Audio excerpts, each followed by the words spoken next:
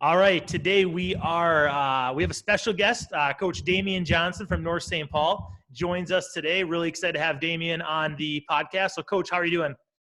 I'm doing great. And yourself? I'm doing well, thank you. It's getting warm out here now, so it's kind of getting a little stir crazy with I know you got girls, I got a couple girls, and it's getting a little crazy. They want to get outside and run around, and trying to keep them indoors and say, no, we can't go to a park today. It's getting tough. How about you? Sometimes I just let them go outside and lock them out there. I'm in the back. We got a big backyard. They get to jump on a trampoline, and I'm so sick of watching Frozen 2 that anytime they want to get a chance to go outside, we're going. The next step, I'm going to tell them that Anna's the bad guy in the movie, actually. So, hey, you know what? That Frozen 2 is not bad. We went to the theaters for that one. So anyways, no one's listening to us to hear about Frozen 2 reviews. But, the first question I usually ask is, what's your coaching Wikipedia page? Now, you actually have a Wikipedia page from your playing career, but just save the people an internet search. Take us through your background, where you played high school, college, after college, and then your path to North St. Paul. Oh, yeah. So, I'm from Louisiana. I was at Thibodeau High. We won to the state championship my senior year of high school. We set a record each year, actually, for most wins in school history. And our school was a pretty good school. We're known for football. We got a lot of athletes in our area. We were a very small town. And from there, I got to play AAU, and Coach Molinari found me and brought me up here to Minnesota. And it was, I wanted to get away from home, just get a new experience. I felt like being from a small town, Louisiana, you don't get to see much outside the Gulf Coast region, or definitely where I was from. So just getting to see the Midwest, and I came here on a visit, fell in love with Minnesota, and now got a chance to play at the U of M for 4 years. Had some pretty good coaches, and Coach Smith and that staff. Learned a lot from him, and from there I got an opportunity to play overseas in Japan. I actually played NBA Summer League with Miami Heat, and that was a great opportunity. I got to learn so much from Coach Fisdale was a summer league coach, and Coach Spoelstra was at the practice, and just being around those guys, seeing how they run practices, how intense everything is, and those guys big on taking care of your bodies. They used to, one of the rules was we couldn't wear the same shirt during practice throughout the whole practice. We had to switch. They had a whole bunch of Miami Heat just cut off shirts that we had switched throughout practice. He wanted us, because they, sweat. They told us sweat would make your body think your temperature is actually cooler than it actually is. So they wanted to just keep you away from dehydration. It was just a lot of cool stuff that I picked up during that time, which actually made me want to get interested in coaching and stuff. Just being around those guys, like Eric Spoelstra is a coach I really respect, just the way he conducts himself and the way he teaches everything. So that was big for me. And after that, I got a chance to play in Japan, where I had a great year. But I was there actually when they had the tsunami there. So I was worried about being stuck in Japan my first year overseas. But it was just a fun experience. I was in a small town where no one spoke English. So I was, I used to have to use Google Translate to communicate when I go to stores. It took forever for me to just have a normal conversation with guys. I started picking up some of the language with my teammates, even though most of the stuff they taught me was naughty words according to those guys. But it was just fun, just being able to go to a different culture and pick up just new things, see a new way of life. And like that year in Japan before the earthquake was one of my funnest years of just playing basketball, because it felt like everything was brand new. It was just the way they played there, and just the different styles of coaching, and just being around so many gifted players from somewhere else, where you feel like and each team had 5 Americans. So you just get to play against a lot of guys that you kind of saw on TV playing at other schools, and you wanted to compete against them while you were in college, and you get a chance to do it after. That was pretty cool. Then from there, I played in the G League with the Springfield Armor. Got a chance to pick up some great stuff there, and that's when I really figured out that the next step was coaching. I took a year and a half off from basketball after that. I wanted to my wife had our first kid, and I wanted to have a chance to spend time with family. So that's when I started coaching travel league basketball with the Arno program. I was sixth grade travel ball for your first coaching experience. It's a lot. Like those kids, man, just some of the stuff you were trying to teach those kids and just being able to keep their focus for 5 minutes. I felt like that's made me a much better coach than anything, just figuring out new ways to keep those kids engaged. And for some reason, I wanted to teach them how to, just the little things. So we worked on a lot of stuff they thought was boring, but by the end of the year, we really got better. And just seeing those kids start to win a lot more and feeling like they were a high-level team just gave me a lot of energy. It just made me want to just keep getting into coaching and help out. So 2 years later, I moved to Eden Prairie after after I was done with my sit out. I went back to playing overseas in Australia. I won my first championship ever that year with Mount Gambier Pioneers. Is in the Steeple League, and Coach Richard Hill, he's probably the best coach I ever had. He really taught me how to run practices.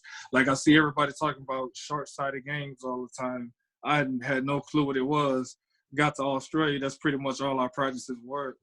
And we had 15 guys, but we always was doing a lot of 3-on-3, 4-on-4 stuff where he was working on different angles, different actions. Like I learned so much. Our whole team basically learned our offense while I was doing 5-on-5 at practice for the first month. Like we are walk through plays here and there, but we were guarding so many actions, playing 4-on-4 and 3-on-3, that it just became natural. And we were one of the best offenses in the whole league. And it kind of geared me to be what I want. Like now I've reached the point where I feel like I'm comfortable leading our practices similar to that. And that's when I got in with him, and then I went from him to Coach Flum, he conducts his practice very similar, where we do a lot of breakdown stuff. And it was like, this made me realize this is what coaching's all about. And it kind of gave me a new perspective on how to run stuff and just how to do everything with coaching. So I coached at EP with Coach Flum for 3 years, I think, 2 years. Yeah, from 2014, we went to state 1 year, and we lost in the section finals Drake's freshman year. And like just being around those guys, those kids, I knew this year was coming soon for those kids, just from their work ethic as freshmen. Those kids wanted to be in the gym before school.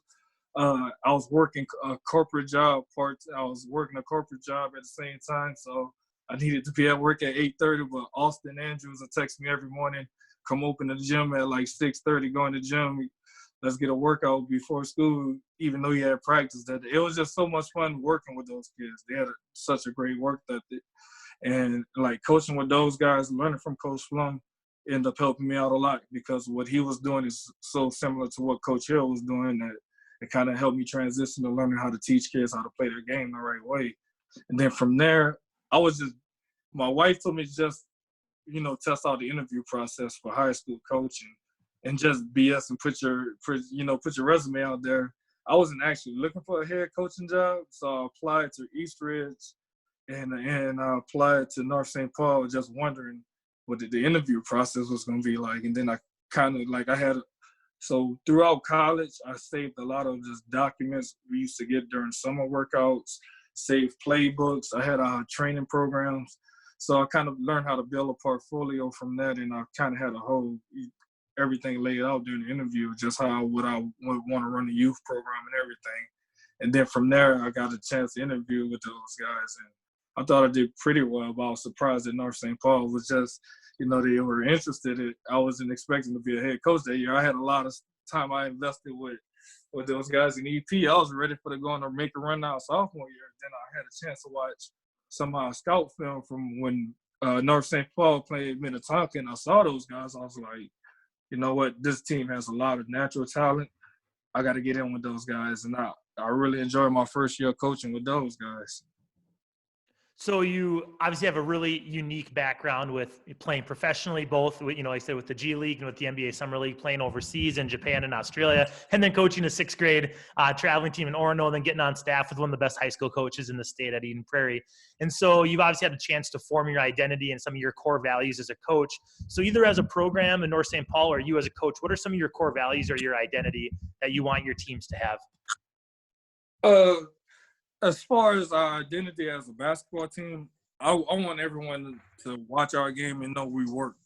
Like, I don't want anybody questioning how hard and how much we want it. And that's one thing that I really preach to our guys. We got to always work hard and be competitive. Effort is something that no one could take away from you. No matter how talented you are, you gotta always play with effort. You know, if you got a bunch of guys that just scrappy, that play hard, they're gonna have a chance to compete with a talented team any day if their talented team doesn't work. And that's something that I really preach and kind of give them. And I like having it. Like, I always had a chip on my shoulder as a player, and I have an underdog mentality. And that's kind of why I like being at North St. Paul, because that's what I kind of instill into those guys too. Think like underdogs, where no matter if everything against you, you're gonna fight your way out, and that could work in the classroom, that could work just in everyday life. You always want to work like everything's against you, and you're trying to claw your way out of a situation. And I want those guys to have that mentality of like their back's always against the wall, and they're trying to fight their way out, because we got a lot, like our school, our demographics changing where we got a lot of kids on free and reduced lunch, and sometimes they might feel like underdogs naturally, so it just kind of fits their personality to go with it. And that's kind of, one of our core values is, we want to make sure we try to overachieve instead of under. And we want to make sure we're doing more than less. And, this year, our first try, we had a lot of guys, that's something that we really focus on academics, and a lot of guys had their best tries as student athletes as far as grade-wise, and I want to see that improvement, but sometimes we have that drop-off during the season, and that's kind of what we're pushing, where guys starting to buy into the education side, because they're all starting to see more kids that we getting coming from North getting opportunities to pass high school, and a lot of those kids are starting to value education, and that's something that I really want to continue throughout the program, where education can always trump everything, and we got to continue to start to help each other. And a lot of kids, they respond better to peers than adults.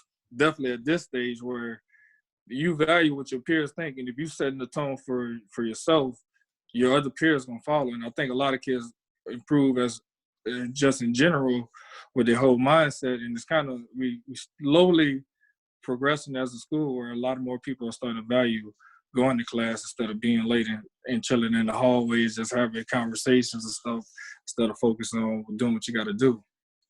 That's the important stuff, right? I mean, winning basketball games, winning sections are great. I mean, we're all competitive. You played basketball at a really high level, many different stops. But when you're making those lifelong connections, that's huge, and that's what high school athletics is about. And so that's really cool that you're taking care of business with those guys and you're building those connections and relationships. But how do you balance that relationship with discipline with your guys? And that's something that's kind of tough as a young coach when you first started, and that's something I didn't. My first year, I was actually tougher on the guys than I've been lately, and I haven't been too lenient. But I knew those kids were all seniors; they were hungry, and it kind of helped out a lot. Where I'm tough on you. I'm gonna be hard on you. But one thing I let all my kids know is I love you and I care about you. So no matter how tough I am on you, and you're gonna have to, you're gonna have to do some stuff you're not gonna like. Definitely if you're not following what we need to do to help each other out, help each other. I think everybody should have a goal where it's not about what you're gonna do, it's about what we all gonna do as a team, and they gotta follow off the court too. So if you got one brother if you're not helping your brothers out when they have issues off the court, then we all do. And I'm not gonna make the team run for one kid doing something wrong, but we all gonna at least encourage him to take this serious and run hard. Like, we'll have the clap ups on the sideline or anything. Like, I know running is something that's you shouldn't have to do for discipline as coaches, but at the same time, I feel like it accomplishes both. It's still conditioning and helping kids out, and it just gives you something where it kind of could deter you from doing something nobody wants to run. I mean, I know every time I try to run with my team, I die halfway through it in a sprint. So I could barely make a suicide now. So yeah, I'm not big on conditioning during practice, but I want you to, if you can't do what's right, you still gonna have to do it. And after, I'm gonna give you love. I'm not even, most times, I've had kids that I lost because they weren't getting the amount of playing time that they wanted, so they might have quit. And they kind of walk through the hallways, kind of nervous to see me. And I always say something funny to them just to mess with them, just to let them know it's all love. I want you to do what's best for you, and if there's any help you need, I'm gonna be there. But at the same time, you don't have to worry about how I'm gonna feel about it after. I'm always be there to give you love, and that's one thing. All my players, I just had a player today calling me. He's going through the recruiting process, a former player, and like one of the things he said that made me like I just brought a smile to my face. Is like, man, you really one of the things that one of the best things to happen, you being able to coach me just because I know you not gonna say nothing for your own interest. You sincerely care, and that's what I want all my players to know. Is I don't care if we lose, but I'm gonna care about what's gonna happen for your future, man. I just love being around my players just to let them know that, like, you getting love no matter what you get outside of the team. You're always gonna be getting love from me. No matter what you're going through, you always got me to talk to, and that's something I like. I talk to my players a lot. We have a lot of one-on-one time, and it just could be random times.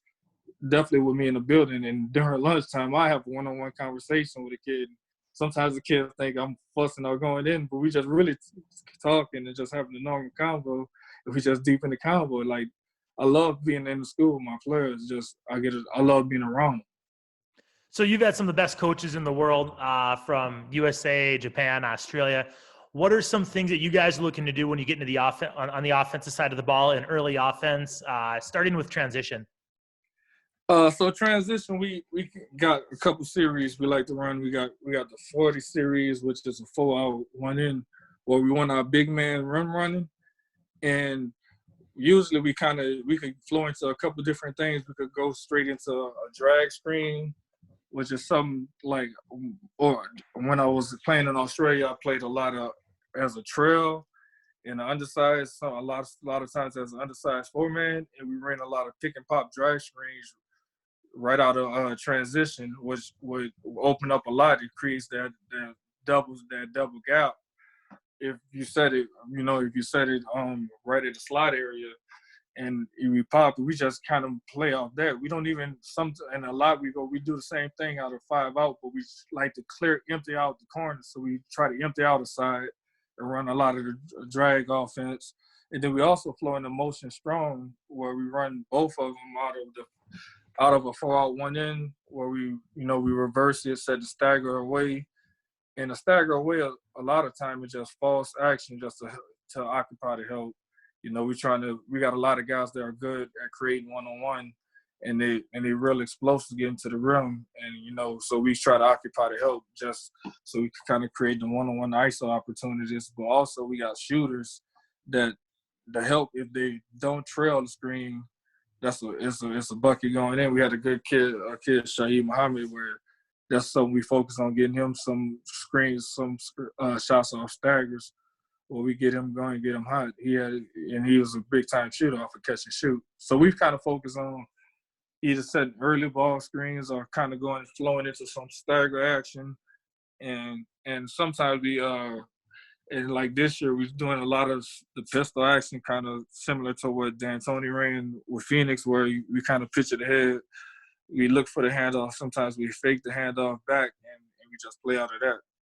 So in your 40 series, do you have set 5-guy, 4-guy, or are those guys interchangeable? So like if your 5 gets the rebound, is he trailing and the 4 is rim running, or is that 5-guy still trying to get to the rim even if he gets a rebound?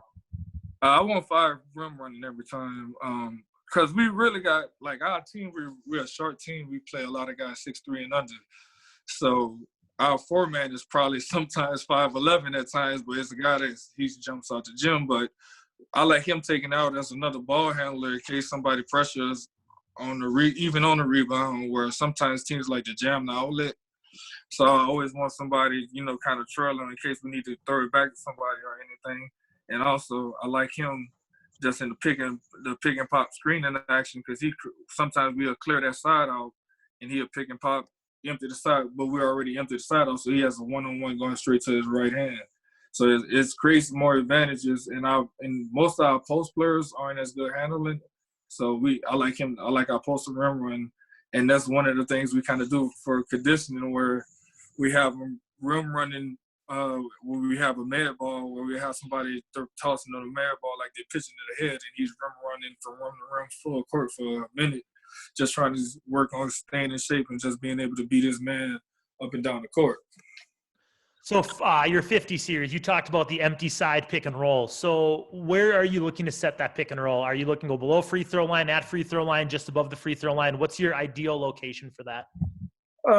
Probably a little bit below free throw line. We like to set it there. Sometimes because if we run 50, we call it 50 fists. It's a double drag where we'll set both guys there, and the first guy he'll set the screen, kind of pop for a second, but he just popping to set a flare screen for the second guys that set it, and then once he set the pick and pop, once he set the flare, he'll slip. We'll look for him on a slip, or we have the second guy with another ISO. So it's different ways to ISO guys out, and then also we just want him deeper because if he clears the guy out, now he can attack baseline. If he's below free, I like him attacking baseline, and that's kind of one of the things we look to get a lot when we set outside ball screens. We refuse it. Like my thing, you got three choices. Anytime you use a screen, you can either refuse it, use it, or I call it abuse it, which is when you curl. Because when you curl, most times that means the guy's trailing you. So you could put them in jail by keeping them on your back. So that's your chance to abuse them and give your guys an easy look. So we like to set curls even on flares. We'll curl for a lob if your guy's trailing. So you either could use it, refuse it, or abuse it. And I like when guys refuse it and take it baseline and attack the rim. So your point guard coming off that ball screen, are they looking to score? Is that their first look? Are they looking to hit the roll guy? What are their reads when they're coming off that ball screen in your 50 series, or even in your 40 with the drag screen? This year when we had Shaheed Muhammad, he was our leading scorer. He got he was conference MVP, and anytime he's using it, I want him to be aggressive. If he could get a shot right away, take the shot. As soon as you see the advantage, just attack. And once you make attack, make a read from there. Because in the 40s, the pick and pop, we wanted that guy. We always wanted to look back at that guy if Shaheed can attack and get to the rim. Like, throw it back quick, because that just get the defense moving from side to side a little bit. And it's going to give our guy, LaRon, he was quick. He had a quick first step. So we even might clear that corner guy out even in the 40 series, or we might run that corner guy up to set a quick on ball for him. So his reads was usually attack, or in 40 is either attack or hit the popper. And in 50 is either attack, hit the first guy. Well, we actually in 50 we don't want him to shoot unless the guy goes under. And Shaheed can shoot behind the screen. So if he's attacks the first two, I want him to use the first two. Look for the guy popping first, then look for the flare and slip next. And then if nothing's there, reverse it to the second side. We're going 5 out. So that brings me to the next question. When you're in your 50 series and you got the side ball screen, you don't have anything, are you keeping your weak side guys spaced? Are they looking to flare pin together? Or are they just kind of reading the defense? Or is there a set action you want from them? In 50 series, we usually set staggers at the same time we're setting them. If it's a single ball screen, we set a stagger. If it's the double ball screen, we set a flare with the weak side corner. So that way we can still occupy the help at the same time. And usually with the staggers, we call it Celtic action, where if you're coming off a stagger, we just want you to tight curl the first one just to get that second guy coming off. And we usually we might put our best shooter as the first guy setting the screen, so you can come off after he set the screen. We curl tight, kind of get his man out the way and get him to come off, get a shot that way, kind of, because in high school, most kids off a stagger, their mind off the first person coming off. Once the guy curls, he usually takes two with him. Anytime a kid curls in high school, he's usually going to take two guys with him. Because it's just high school kids haven't been, a lot of them, even with good coaching, it's just a natural instinct. They're still learning the game.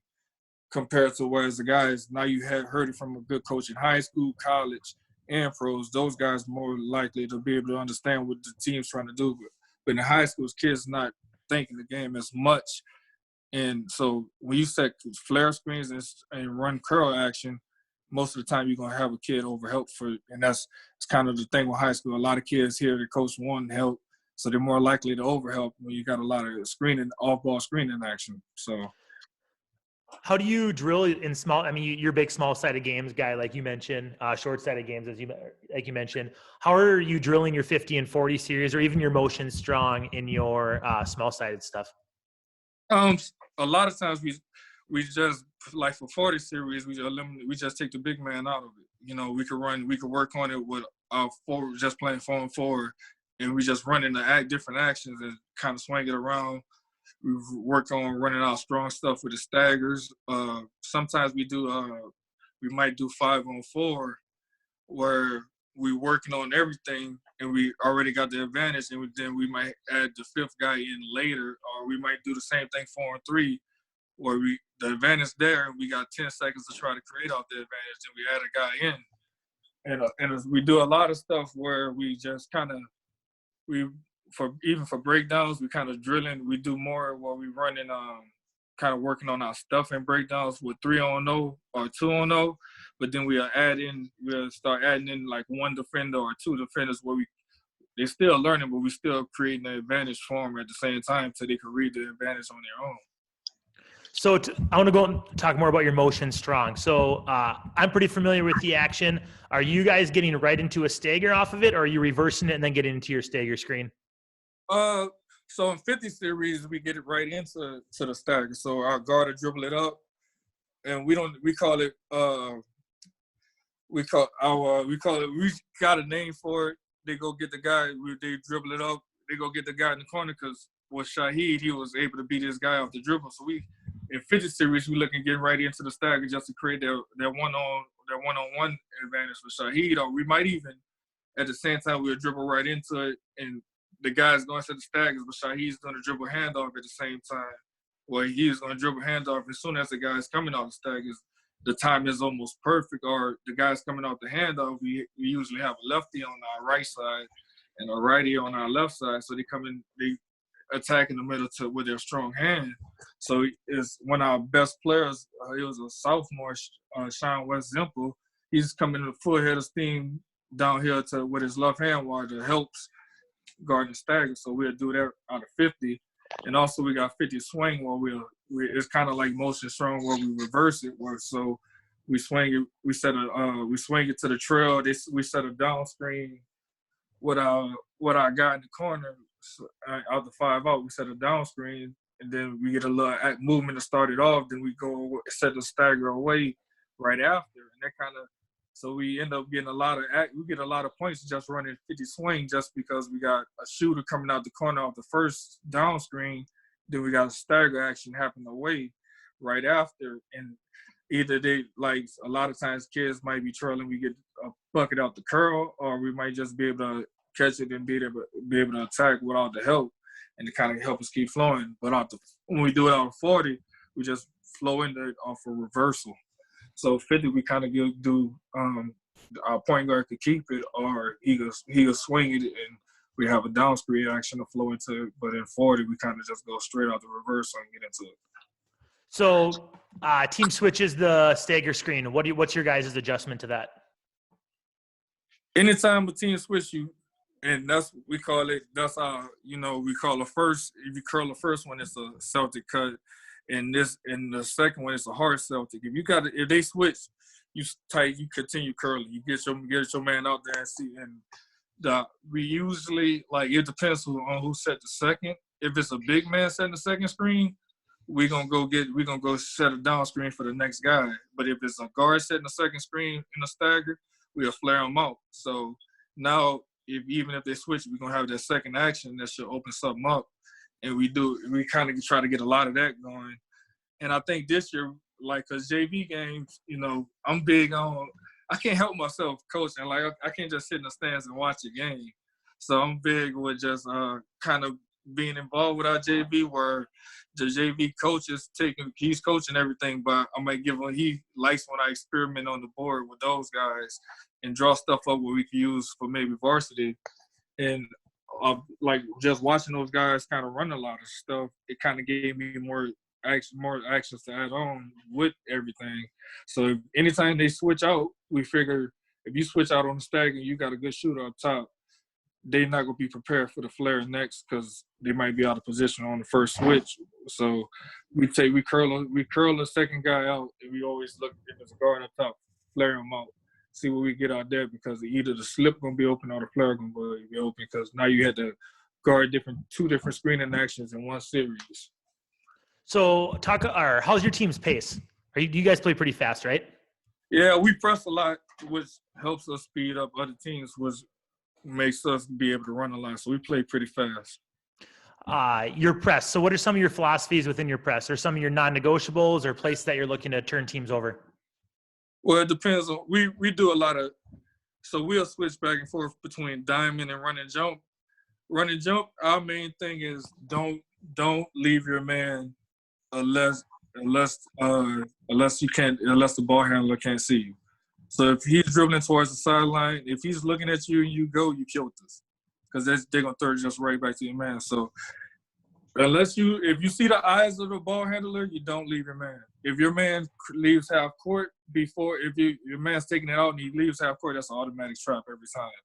Everybody, if you're not guarding the ball, if you're 2 passes away, I want the guys 2 passes away to split the difference between, because you know we're coming with a trap. You know we're gonna rotate soon, so kind of split the difference between your man and the next guy up, so you can be ready to make that big rotation. Or you could just stay there even if they got a trap. You could be able to guard both, and but you can't get beat sideline. And we call it money, our run and jump. If you're in diamond, we want them to reverse it back to the guy taking it out.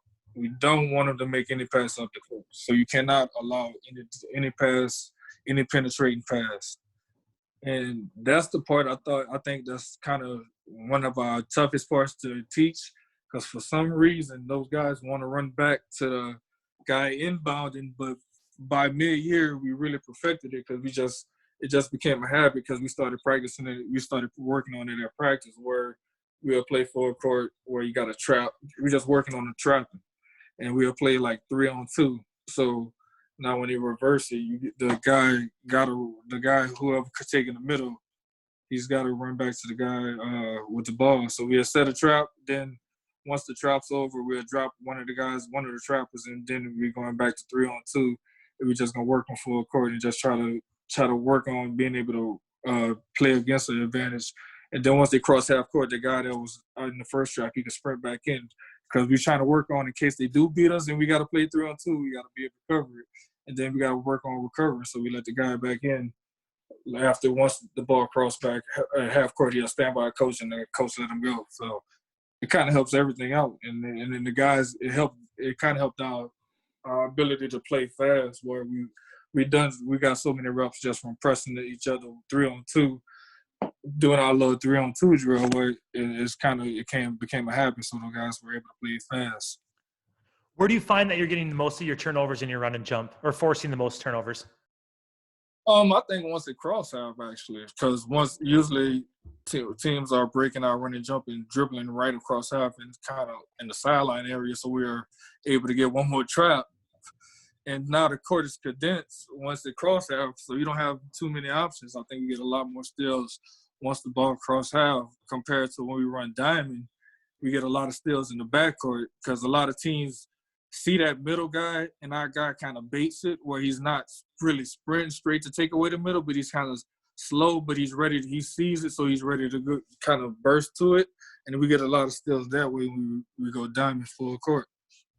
One thing when we played you guys last summer, I think it was down at Stillwater right at the end of the summer. We played you guys down there. And one thing that I was so impressed with, and then I noticed this as well, you guys played Maple Grove before us at St. Cloud State this past winter. One thing I've been so impressed with watching your teams is how your players on defense, their feet never stop moving. They're constantly moving. And what are some ways that you teach that? We work on some defensive footwork stuff. Like some game, and it's not, it's a mindset, because they know it's not about winning. It's about how we look, like not how we look, but just how we perform. And I want defensively, we never take a night off on defense. And at times we do, we have a couple errors, but I feel like our offense caused those errors because transition defense is always the hardest defense you could play.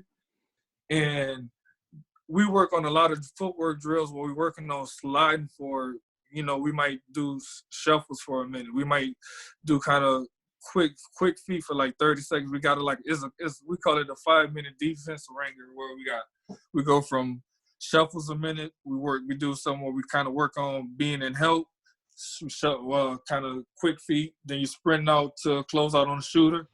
We do that for like a good 45 seconds. We kind of just work on that where it becomes habits.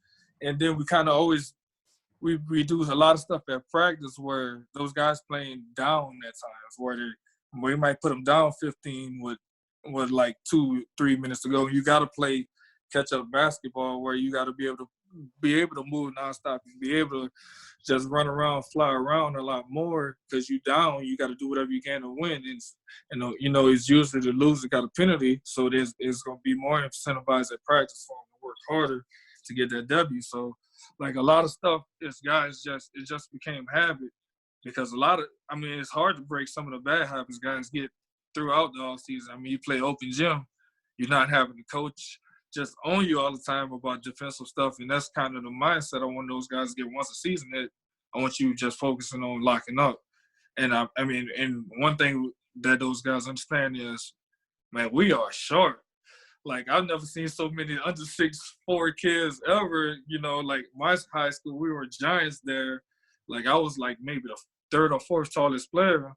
And like in my first year here, we were all our team was pretty much 6'3" through 6'7". And now we're lucky to get a 6'4" guy. So like, y'all got to know we're already at a disadvantage every game, no matter who we play. So you got to always you got to use what's to your advantage, and that's our speed and quickness. So let's do whatever we can. We never could, lax. Keep your feet moving at all times. That's what we preach. So I apologize to any coach that I'm missing on this, but I think you're probably the only coach in the state who was all Big Ten defensive team. And so you must have some tips or some tricks from your playing days that you're able to share with your guys. No, I try to use as much as I can. One thing that's kind of one defensive principle that we kind of use is know the scouting report and force guys to their weekends. Like, even if you give up the middle, it's not we kind of when we go man, we kind of could do we kind of hybrid a gap in the 9 defense at times. So even if we allow someone middle, we know we're gonna have help there. But if we forcing them to their left and we allow them middle, we're more likely to get a steal. And that's something that playing with Al always force guys to their weekend, so it's easy for me to come by and get a kind of get a back tip or anything, and that's stuff we focus on. I always also focus on them understanding the difference between swiping up and swiping down. I got a lot of skills from guys just holding the ball kind of casual, and I'm just swiping up, and they're not paying attention. The quick, and they're not ready for it. So like kind of when you swipe up, just a quick one, you kind of want to fill them out, and I kind of explain how to kind of read their belly when you going for trying to get a quick steal. Like, we do a lot of stuff where I play one-on-one with the guys and kind of just show them stuff I do defensively, then I let them guard me. And it's been helping them out a lot where they kind of understand how to score against taller guys, because I got probably about a year and a half before I turned into old Patrick Ewing with my knees, but I still can block shots. So I'm at practice, I kind of work on teaching them different ways to finish against taller guys, because we're in a section with trees like Ben Carson and guys like that. But I also teach my big guys kind of how to time. You want to, like, one of the things I did well when blocking shots to time them is I try not to leave the floor till their first foot touch the ground. So when guys, like any time a guy shoot a one-leg layup, I know I'm going to have a chance to put it on the glass because they open their body up. So you don't leave the floor till you see their body open up and their first leg leave the ground, and you can usually time it pretty good. And we had a guy this year that's kind of finally took that advice. I've been telling him this for 2 years, and he finally started trying, and he's seen how easy it was to block shots. He's a 5'11" guy, so people not even expecting him to block it anyway, but he has like a 40-inch vertical. And I just told them, watch, just don't leave the ground till you see their left foot on the right side. You see their left foot, they take its last step. You know where it's going. You know they're about to power up. And he got a lot of highlight blocks just from putting stuff on the glass. So when you guys are going to or defending screens, are you switching, fighting, or a hybrid of both? And then how do you teach defending screens? It depends on the lineup. We have a lineup where we switch everything, and that kind of, I felt we don't want to just do soft switches. We call them aggressive switches, and we kind of almost set it up where it looks like we're icing the screen. We really just switching the screen. We just jumping high side, trying to force them back away from the help. And then also we also like to fire. If we have a quicker lineup, we'll fire your ball screens where we trap. We're gonna trap a ball screen. Definitely, if we playing against a team that has weaker ball handlers, we trapping every ball screen and just make. It's harder for a high school kid to make a decision unless they're elite point guards.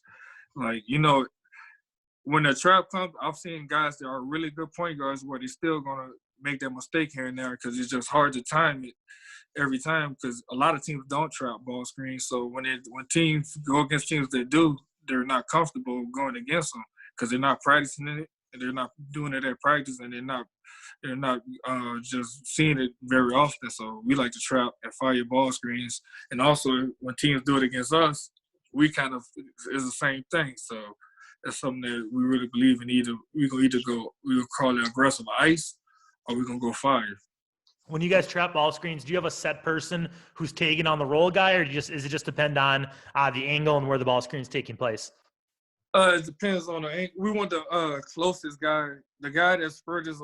If your man's furthest away, we want you to take that roll guy. So sometimes we do it from weak side. It's often the weak side bottom guy, but at the same time, we may like sometimes if they got a guy in that corner that's a non-shooter. We'll tell the strong side guy to drop and help us also to take, just to discourage that quick roll pass. So you mentioned it. Oh, sorry. Go ahead. Oh, you got it. So you mentioned in our messaging back and forth that you are good at game plan, right? That's one of your strengths. And you mentioned a little bit from your playing days when you know what a guy's weak hand is, and you can talk about that in your scouting report. So what are some ways that you set up your game plans, and what do those plans look like going into a Tuesday or a Friday or a Saturday game? I just think I like to over prepare. Like I watch a lot of film and do a lot of breakdown. I remember during sections, I didn't know who we were going to play. So I just sat down and watched games from everybody and just kind of like I focus on tendencies more than anything. As a player in college, that's when I first was introduced to watching film. The one thing I knew that would keep me to stand out above everybody else is I'm long and athletic where I could play defense. So I want to know what my guy is going to do beforehand. So I do a lot of studying guys' tendencies where I kind of break it down on the board before the game as much as possible where, most kids won't read a scouting report, but we do pop quizzes sometimes just to see where they at, see if they know what those guys doing. I even might have them tell me what to write on the board about what those guys are going to do. So I think we try to prepare them as much as possible as far as knowing winning individual matchups. As far as teams full, as far as game planning against teams, we like to also if you take away one thing from a team, it usually causes teams to crumble, or it causes teams to if you're not playing a team with a good coaching staff, it's hard for those guys to make adjustments. I mean, we won a lot of games where I thought the teams had more talent than us, and they definitely had more height, but we won a lot of those. We won some of those games just off us, kind of being able to take one thing away that they do well. And that's kind of one of the things that we try to focus on. Like certain teams, like that Maple Grove team was good that we beat in St. Cloud. And we were down pretty bad because they were, they had guys that could create. But once we kind of took away, like we started focusing on using our speed and taking away their better ball handlers. Now they trying to figure out they had to make an adjustment. It was kind of gave us an advantage, and I think that's something that we focus on doing. With my first year here, like Tartan had Antoine Kimmons, and the kid had 36 one game against us and 38. So during those sections, you know, we wanted to focus on taking them away and see what their next guy is going to do. So we kind of were able to take him away. I think he only finished with like 8 or 9, and it kind of just changed the game with us. It was like we have different game plans for each game. We don't go into each game. And I know it's kind of risky, but our team, I think our guys are able to handle it. It works for the most part. So when you go into a game, what kind of adjustments do you have ready for your team, or are you just more focusing on things you can take away on your opponents? I'm focused more on stuff I could take away from them, and I kind of let our stuff, you know, I want our guys should be able to know what we're going to do. Like, we should know how, definitely by the end of the year, beginning of the season, I like our guys trying to, you know, kind of trying to figure out ourselves, kind of figure out our own identity, how, you know, what we got. Because, like, this year we had a lot of guys go down, and we had to play a lot of JV guys early. We were playing top teams in the state. I was, you know, I made a tough schedule. I didn't think we would have so many guys get injured. And I wanted to kind of go against I'm kind of like looking at the early part of the year is what we need to do to get to those guys' level. And so we've played some pretty tough teams. So once I got a chance to figure us out, by the time we got to St. Cloud, we kind of knew what we want to do. Now it's about just trying to figure out what we could take away from everybody else and just improving on what we doing. Like, we have a coach just focused on us. Coach Aaron Robinson, he was a former Gopher himself. He's just focused on what we're doing wrong and what we need to improve on, while we have some of our other coaches kind of taking stats of what we're doing that's not part of our program. Like, we got a stat called one in jacks. That's if we make one pass and just jack up a shot while in the ball movement. So we got stats like that. Or we got another thing we keep track of is we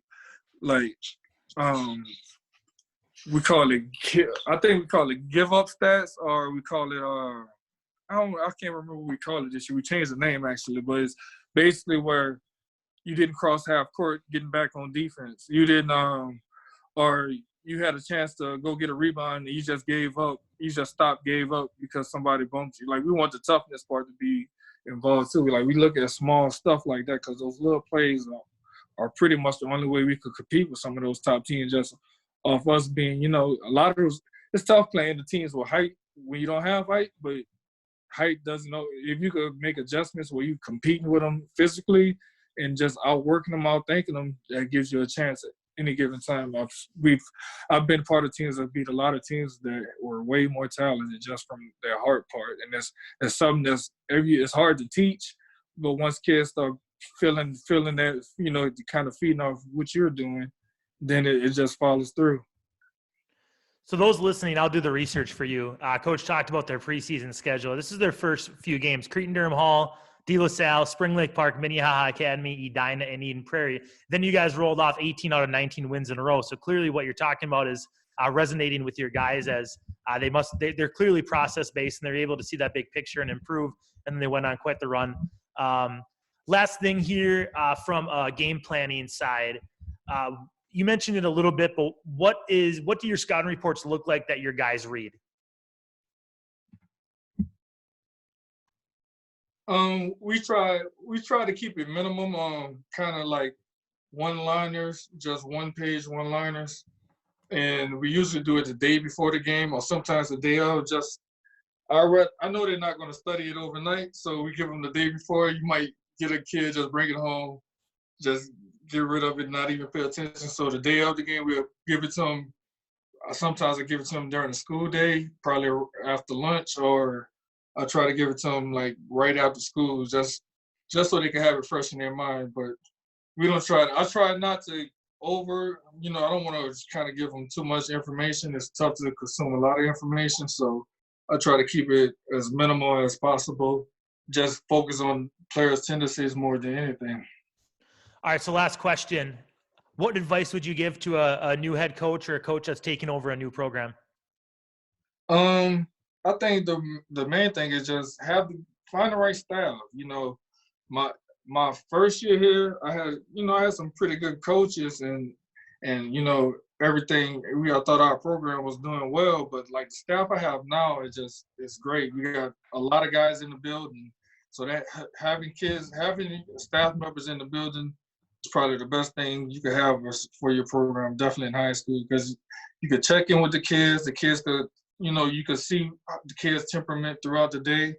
The kids have any issues, they could come to you, kind of get feedback from you. You could help any situation out. And you want to have a good staff that's in the building or have a connection with those kids in middle school. Our freshman coach, he's a behavior specialist in the middle school. So he comes in, he's already got a relationship with most of those kids throughout middle school. Our sophomore coach, he's in the same middle school. And he's had, like, a lot of kids already have those relationships built in with them. So it's easier to kind of get to know those kids coming. It's harder. To me, one of the hardest things as a high school coach is you got so many kids in one program that you might not get to know each kid individually. So kind of getting information from other people that know those kids to kind of find ways to connect with those guys is kind of big. I want to connect with all my kids, even throughout my travel program. Like, so having as many people as possible, being able to be in the building, kind of connect, kind of give feedback about each player, you kind of know what they got going on personally, I think is very helpful, and it'll make everything so much easier. And also have some good people in your travel program, because your travel program is pretty much the future, and it's just pretty much the foundation for everything you need. If you can get those guys going early, like I heard Wazetta coach say he has 22 teams that's part of his travel program, and it's no wonder why they're a team that's going to compete for state every year. Having good guys in your travel program changes things. And I love what our guys did. Our board has done to improve our travel program. We went from 3 teams my first year to now we're at 8. We got teams almost. We got paid coaches finally. Like, everything's going well. And the 6th grade team that's currently the 8th grade team, they went from a C level team to now they're winning A level tournaments. And it's just from all the work the travel guys put in, and just all the work they got to do during the summer with our guys. So I'm really proud of just the way the program's going, and I really love everything that's going on in North right now. Coach, you've done a great job there. You've had a lot of success, and you have a wide range of backgrounds I think a lot of coaches can learn from. I think there's a lot of really, really good nuggets today that I was able to take, and I will definitely try to install with my team. And I think for those that listen to this entire thing, they'll walk around with a lot of information. So, Coach, thanks for joining. I really appreciate it. Thanks for having me. I love these podcasts. I love hearing you pick other guys' brains. So I appreciate you doing this. Awesome. Thank you. Thank you.